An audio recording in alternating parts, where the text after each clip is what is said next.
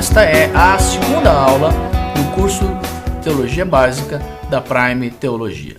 Nossa aula hoje abordará a pessoa de Deus, ou seja, a teologia própria. Em primeiro lugar, nós precisamos entender que este é um assunto amplo, por isso faremos uma divisão entre duas videoaulas distintas. O primeiro aspecto a ser destacado é o conhecimento de Deus. Deus deseja ser conhecido e para isso ele usou algo que nós chamamos na teologia de revelação. Esta revelação ela pode ser dividida em duas.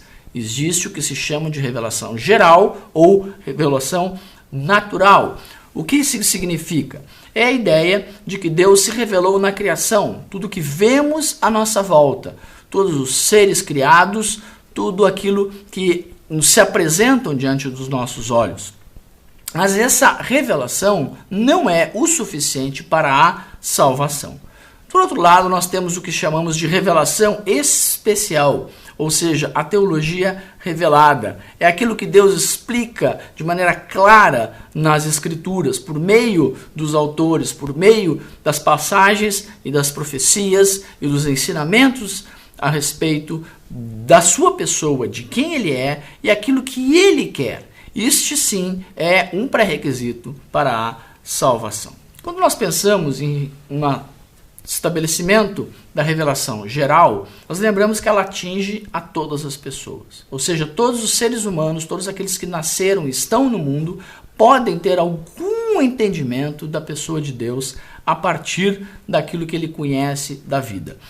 Deus vai usar meios universais para dar testemunho. A Bíblia fala claramente nos Salmos que a criação dá testemunho da obra de Deus. Isso não significa que a pessoa vai entender quem é Deus, mas ela pode entender que há um Deus. Vamos pensar sobre os meios da revelação geral.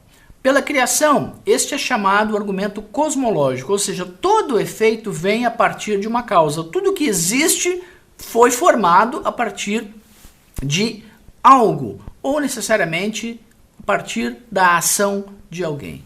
Nós podemos entender também pela ordem do universo, chamado argumento teleológico, que indica que o universo tem um sentido, que o universo tem um propósito. É necessário que exista um criador e ele tenha criado as coisas numa determinada ordem. O que nós vemos ao nosso redor não é caótico, ele é harmonioso, ele tem uma maneira de cada coisa interagir e isso pressupõe uma ordem pensada. Nós também temos o argumento da criação do homem, ou o argumento antropológico. Fala a partir do entendimento do homem ser um ser moral, um ser intelectual e um ser religioso, ou seja, o homem é distinto do restante da criação porque ele tem esta percepção, podemos dizer, uma natureza religiosa. Se nós pensarmos que existem diferentes tipos de religião, isso pode ser um pouco confuso. Quer dizer que Deus está em todas as religiões? Não. Significa que o sentimento religioso aponta para Deus, mas por vezes o homem, por não entender esta revelação geral, ele transmite, ele leva para outros lugares ou para outras coisas aquilo que deveria ser dado somente a Deus. Por isso nós vemos pessoas que adoram a diferentes divindades, colocando a natureza como um todo, chamando-a de deusa. Não é isso que a Bíblia nos ensina. E também a revelação a partir do seu próprio ser, o argumento ontológico, ou seja, este ser perfeito precisa existir para que tudo mais faça sentido. Se nós tirarmos Deus, toda a criação ela fica sem sentido, sem propósito. Por que nós vivemos? Por que nós estamos aqui? Por que fazemos o que fazemos? Se no final não há mais nada, se nós não viemos de Deus e não voltaremos para Ele, então nada faz sentido. Tudo é completamente inútil. Quando nós entendemos a revelação geral, é bom frisar o que a Bíblia diz.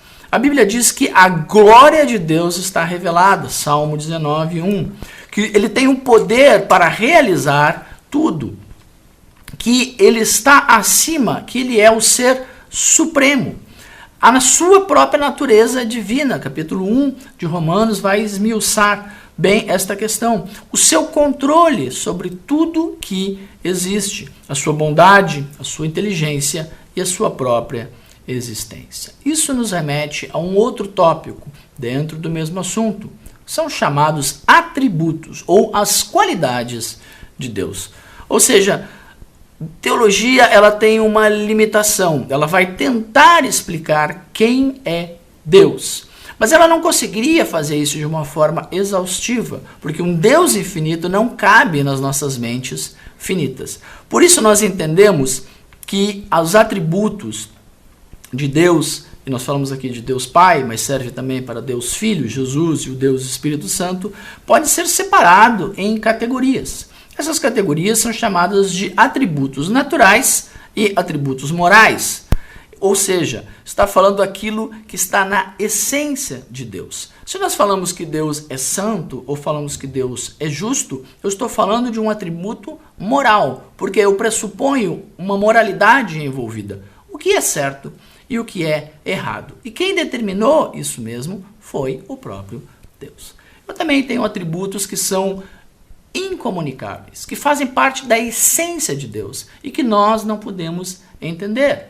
Mas nós temos atributos que são comunicáveis, aquilo que Deus é e que Ele consegue explicar, e nós vamos entender, ainda que de uma forma muitas vezes limitada, a partir da nossa própria existência, a partir da nossa própria experiência. Concluímos assim a nossa videoaula. Este é o curso de Teologia Básica do Prime Teologia.